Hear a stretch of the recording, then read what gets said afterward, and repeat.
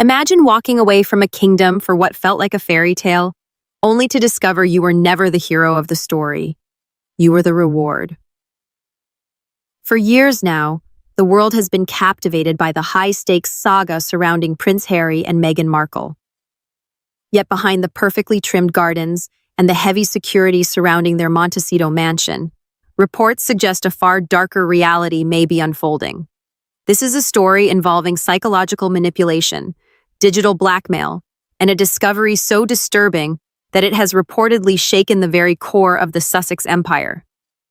What if the romance that mesmerized millions across the globe wasn't destiny at all, but instead a carefully orchestrated project designed years in advance?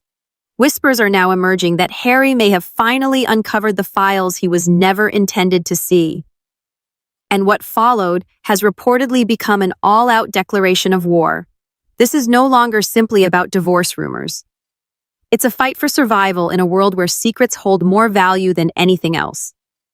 The unraveling reportedly didn't start with a press release or court paperwork. Like many modern disasters, it allegedly began with a simple notification appearing on a screen. On the evening of December 17, 2025, a date insiders claim is now permanently carved into the hidden history of the House of Windsor, Prince Harry was reportedly by himself. The Pacific air was cold, the estate sat in silence, and then a message arrived from an old Hollywood connection, someone from a life that existed before Meghan. The message itself was brief, but explosive. Harry, you need to look into this before things spiral out of control. Attached was a link to a digital file titled Meghan Markle's Soho House Secrets. Inside was a collection of Reddit discussions, archived blog entries, and mysterious websites the mainstream media had dismissed for years as conspiracy-fueled fantasies. But as Harry reportedly continued scrolling, it no longer felt like internet speculation. It felt like looking into a mirror. For the next several hours, reports claim the Duke of Sussex disappeared into a digital rabbit hole that slowly reconstructed the reality around him. What he allegedly found wasn't random gossip or tabloid noise. Instead, he encountered an unsettlingly consistent narrative describing a very different version of Meghan.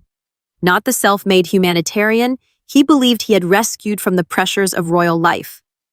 According to the documents, a different picture emerged, one suggesting a woman whose rise into prominence had been a carefully managed operation supported by a mysterious network revolving around the private members-only club known as Soho House. To understand why these claims allegedly hit so hard, you first have to understand what Soho House represents. It's a crossroads where old influence meets new money, a place where billionaires, media executives, and Hollywood elites gather to exchange access and power. A society built on exclusivity, on controlled access, on relationships rooted in transactions. A place where careers are built behind closed doors and where secrets often sit in plain sight. At the center of this network was reportedly a man named Marcus Anderson, the club's global membership director and, according to insiders, the ultimate fixer. A man allegedly known for connecting ambitious and attractive women with wealthy and influential men. As Harry supposedly moved deeper into the files, the allegations became even more shocking. The documents claimed Meghan had received a Grotto's membership for 5 years, a luxury considered far beyond the financial reach of a mid-level cable actress. Her rise through elite circles, according to the reports, had not been accidental. It had been a rapid climb fueled by exclusive events and private gatherings. The rumors then turned even darker, suggesting a history of carefully managed romantic relationships designed to preserve and strengthen her position within this powerful circle. Some threads allegedly stretched toward individuals loosely connected to the Jeffrey Epstein case through mutual acquaintances like Ghislaine Maxwell and others within that social world. For Harry, someone who had spent his entire life battling intrusive media attention, the possibility that his own marriage could be built upon a larger and more disturbing deception reportedly felt catastrophic. There wasn't one dramatic moment that changed everything. It was a chain of details, a series of signs that suddenly aligned. The mental impact reportedly struck him hard. Old photographs of Meghan aboard luxury yachts, smiling beside figures later surrounded by public scandal, no longer looked like harmless tabloid material. They started to resemble evidence. Marcus Anderson's constant and almost paternal role in their lives, something Harry had once interpreted as loyal friendship, now allegedly seemed more like careful oversight, the management of a valuable asset. Then his mind reportedly drifted back to their 2018 wedding, and suddenly even those memories felt different, darker. The guest list, once a major source of tension with the Queen and then Prince Charles, no longer appeared like a celebration. It looked more like a merger. More than 60 guests from Meghan's side reportedly carried direct connections to the Soho House network. Executives, influential figures, fixers, and wealthy supporters who barely knew her personally, yet seemed heavily invested in her elevated status. Harry reportedly sat in darkness, remembering the expressions on those faces inside St. George's Chapel. And in that moment, something felt different. They hadn't looked toward the royal family with admiration. They hadn't looked at them with respect. They looked at them with the satisfaction of people watching a successful acquisition finally close. The project was finished. Perhaps the most devastating piece of the entire puzzle was an alleged excerpt from an old online conversation. Someone claiming to have once been part of Meghan's inner circle suggested that marrying into royalty had never been about love at all. According to the claim, it had been a strategic decision, a calculated move designed to secure a global platform. By that point, whether it was true hardly mattered anymore. The doubt had already taken root, and now that seed had grown into an entire forest. Harry reportedly came to a painful realization. While he had spent years searching for genuine connection and trying to escape his own emotional scars, he may have been the objective from the beginning. He had severed nearly every tie to his former life for a romance that now appeared, at least in his mind, to possibly be a carefully arranged transaction. Consumed by a raw and almost primal rage, Harry allegedly printed every page of the accusations. He didn't wait until morning. According to reports, he searched the mansion until he found Meghan sitting in the living room, moonlight pouring across the massive windows of the home and business empire they had built together. The silence inside the room felt fragile. Sharp. Without saying a single word, he reportedly threw the stack of papers onto the table. The sound cut through the room like a slap, and in a voice stripped of every trace of warmth, he allegedly told her he wanted out. Immediately. He reportedly said he wanted the marriage ended and that he could no longer stay with someone he believed had deceived him from the very beginning. He had prepared himself for tears, for denial, maybe even for an explanation. But what came next reportedly disturbed him more than anything written in those documents. Meghan allegedly showed no signs of shock, no grief. An employee who was reportedly present in the house later described the moment as something far removed from a marital argument. It felt less like a husband and wife confronting each other and more like a corporate battle where billions were on the line. She reportedly glanced at the papers with barely any interest before giving a short, dismissive laugh. A cold one. The warmth and careful polish normally associated with her voice allegedly disappeared. In its place was pure contempt. "Harry, are you out of your mind?"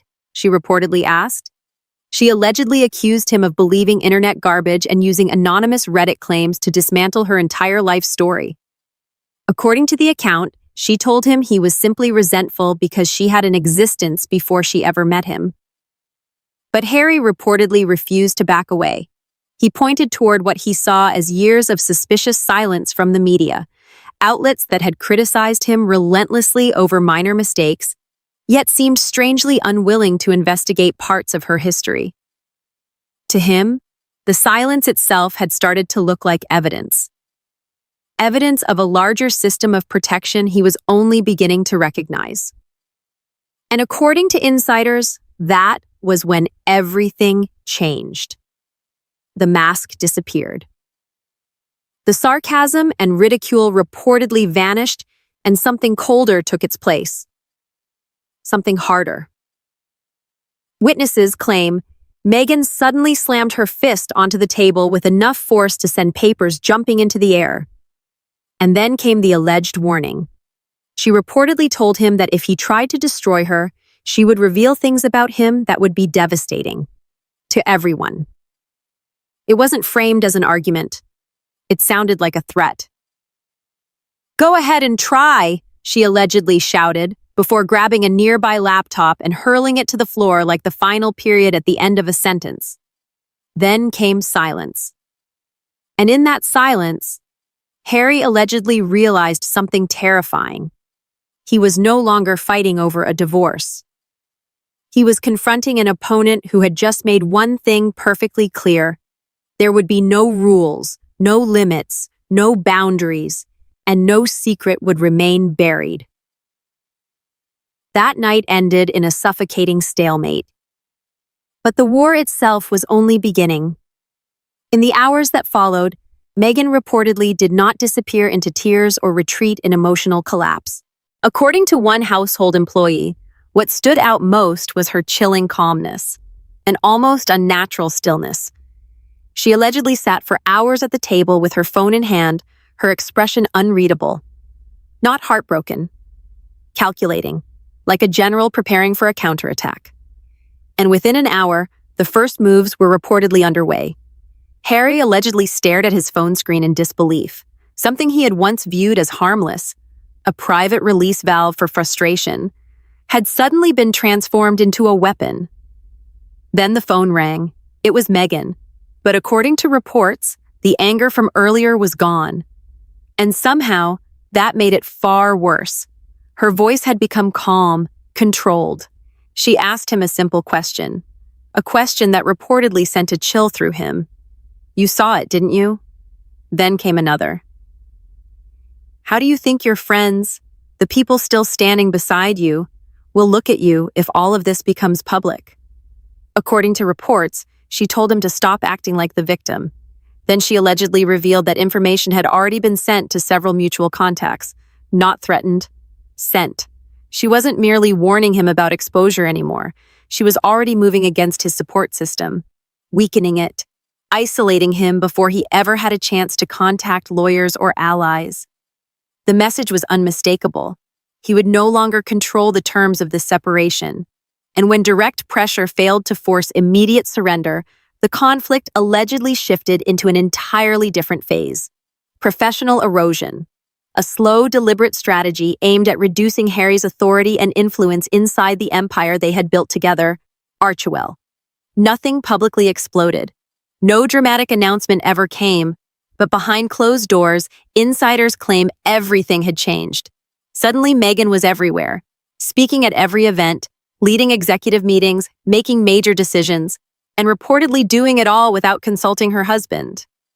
Meanwhile, Harry's name allegedly began quietly disappearing from important email chains. Major projects would be approved, finalized, and publicly announced before he even knew they existed, often finding out through third parties after the fact.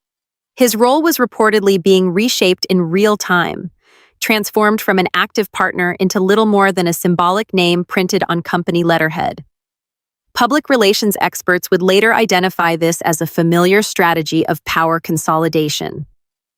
The objective was straightforward: elevate one partner into an irreplaceable force while quietly making the other irrelevant, ultimately gaining control over both the shared assets and the story itself. But Harry, a man who had completed 2 tours in Afghanistan, wasn't someone built to remain under quiet control forever. Reports suggest he eventually confronted Meghan inside their shared office. He told her directly that he felt pushed aside and demanded clarity regarding their professional responsibilities. She allegedly never even lifted her eyes from the laptop screen. "You're overreacting." Cold, dismissive. According to reports, she told him the organization required stability, not emotional instincts. To Harry, it reportedly felt like a double strike. Not only was she dismissing his role and authority, but she was also targeting his emotional stability, an area she knew had long been a sensitive vulnerability. The confrontation quickly escalated. Harry allegedly asked her if this had become her latest strategy, professionally stripping away his influence in order to keep him from pursuing divorce. And according to reports, her silence answered everything. When the quiet campaign of professional erasure failed to crush Harry's determination, Meghan allegedly moved to what insiders describe as her final and most ruthless tactic. The battlefield shifted. This time, the center of the conflict became Archie and Lilibet. The children would no longer remain protected from the war surrounding them. They would become part of it. Reports claim a psychiatric assessment suddenly surfaced at precisely the right moment. Written in dense clinical terminology and signed by an expert allegedly linked to Meghan's legal network, the conclusions were deeply alarming. According to the report, Archie and Lilibet were experiencing serious emotional trauma and prolonged anxiety caused by conditions within the home. More troubling still, the report reportedly implied Harry himself was responsible. It referenced paranoid tendencies and accused him of failing to create a psychologically safe environment. To legal analysts, this kind of document reportedly follows a familiar pattern: harsh, strategic, and often seen in high-stakes custody disputes. The goal is simple: establish one parent as unstable or unfit in order to gain leverage. But according to reports, Meghan didn't stop with legal paperwork hidden behind closed doors. The conflict allegedly expanded into the public arena. It's the overwhelming feeling of being slowly erased from the story of your own life. While Harry believed they were building a relationship over simple moments, roasted chicken dinners inside a cozy home, the documents he allegedly discovered painted an entirely different picture. A version where the fairy tale itself may have been tested, shaped, and carefully constructed long before he realized it. The timestamps inside the digital files reportedly didn't line up with the story he thought he knew. While Harry imagined a future centered around service and shared purpose, the records allegedly suggested something very different. According to reports, consultations with elite PR agencies and legal strategists regarding the royal brand may have already been taking place months before the engagement was even made public. To him, it reportedly no longer resembled a courtship. It looked like a rehearsal, a trial run, less a romance and more a carefully planned blockbuster before opening night. Insiders have long hinted that Soho House may have represented more than an exclusive club. According to these claims, it was a proving ground, a place where the version of Meghan eventually presented to the world was refined and prepared for a much larger stage. And Marcus Anderson, according to those reports, wasn't merely a fixer. He was something closer to a director. Every appearance, every introduction, every carefully chosen seat at a charity event. All of it allegedly part of a larger strategy. To Harry, this realization reportedly felt like discovering that the person you loved had actually been playing a role all along, like falling in love with a character portrayed by someone who never once stepped out of performance, not even in private. And perhaps that's the deepest betrayal of all. The feeling that you were never a partner. You were a key, a tool used to unlock a door, and once that door opened, you were no longer needed.